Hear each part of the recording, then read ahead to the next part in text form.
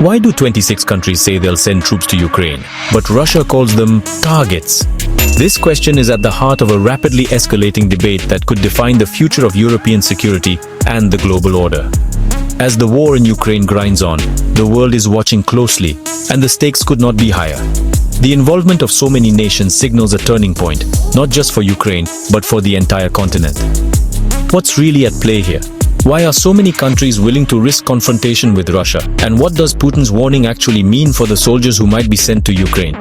Let's break down the latest developments, the motivations behind each side, and what this could mean for the future of Europe and beyond. The answer could reshape European security. Here's what you need to know. The war in Ukraine has already redrawn the map of European alliances and forced countries to reconsider their defense strategies. For decades, Europe relied on diplomacy and economic ties to keep the peace. But Russia's invasion shattered those assumptions.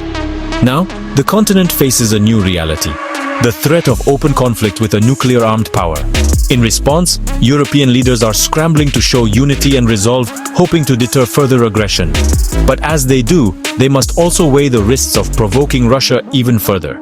The decisions made in the coming weeks and months could determine whether Europe remains stable or slides into a new era of uncertainty and danger.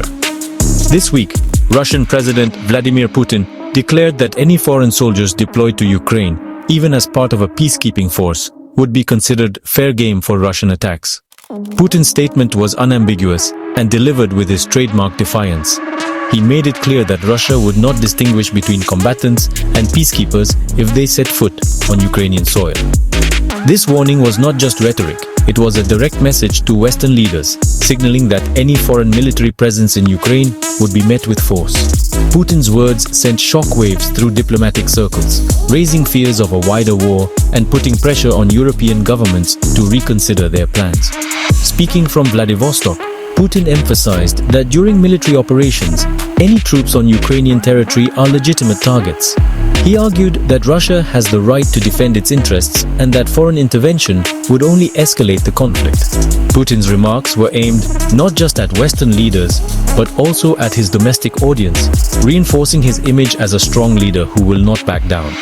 He warned that Russia's military would respond decisively to any perceived threat, and that the presence of foreign troops would be seen as a direct challenge to Russian sovereignty. This hardline stance is part of a broader strategy to deter Western involvement and maintain Russia's influence in the region. But Europe isn't backing down. After a high-stakes summit in Paris, 26 nations, including France, the United Kingdom, and many of their European allies, have pledged to guarantee Ukraine's security once the fighting stops. This unprecedented show of unity is a clear signal to Moscow that Europe is prepared to stand together in the face of aggression.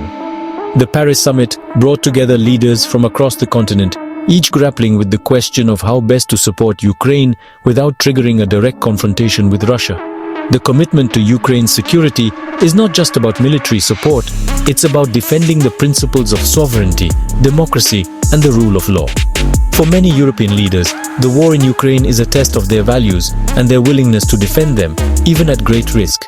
Their plan, a reassurance force of thousands ready to deploy after a ceasefire by land, sea, or air, represents a new chapter in European defense. This force would be tasked with stabilizing Ukraine, deterring further Russian aggression, and helping to rebuild the country after years of war. The logistics are daunting. Troops would need to be ready to move quickly, operate in a potentially hostile environment, and coordinate with Ukrainian forces. The force would likely include infantry, engineers, medical teams, and intelligence units, all working together to ensure Ukraine's security. The deployment would also send a powerful message to Russia. Europe is willing to put boots on the ground to defend its neighbors and uphold international law. However, the plan is not without risks. Any miscalculation could lead to a direct clash with Russian forces, with unpredictable consequences for the entire region. However, not all allies agree on the details. While France and the UK are willing to send soldiers, Germany and Italy say they'll only join if the US is involved. This division reflects deeper differences within Europe about how to handle the crisis. France, under President Emmanuel Macron, has taken a leading role, arguing that Europe must be prepared to act independently if necessary. The UK too has signaled its readiness to support Ukraine with troops and equipment. But Germany and Italy are more cautious, wary of provoking Russia, and eager to maintain close coordination with the United States. These disagreements highlight the challenges of forging a unified European response. Behind closed doors, leaders are debating not just military strategy, but also the future of the transatlantic alliance and Europe's role in global security.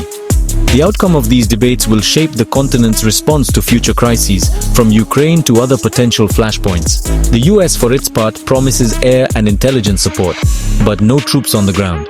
Washington's position reflects a careful balancing act, supporting Ukraine and its European allies while avoiding direct military confrontation with Russia. American officials have made it clear that they will provide advanced surveillance, satellite imagery, and logistical support to any European force deployed to Ukraine. US fighter jets and drones could patrol the skies, gathering intelligence and deterring Russian attacks. At the same time, the Biden administration has ruled out sending American soldiers, citing the risk of escalation and the need to focus on other global challenges. This approach has reassured some European allies, but frustrated others who want a stronger US commitment. The debate over America's role in Ukraine is part of a larger conversation about the future of NATO and the balance of power in Europe. With Russia warning against any foreign presence and Europe preparing for post-war deployment, the stakes for Ukraine and the continent have never been higher. The situation is tense, with both sides preparing for the possibility of further escalation.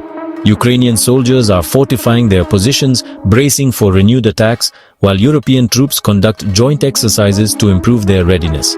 In capitals across Europe, leaders are holding emergency meetings, consulting with military advisors, and weighing the risks of every decision. The outcome of this standoff will have far-reaching consequences, not just for Ukraine, but for the entire international system.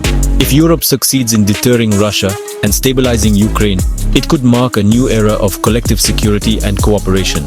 But if the situation spirals out of control, the consequences could be catastrophic, with the potential for a wider war that draws in more countries and threatens global peace.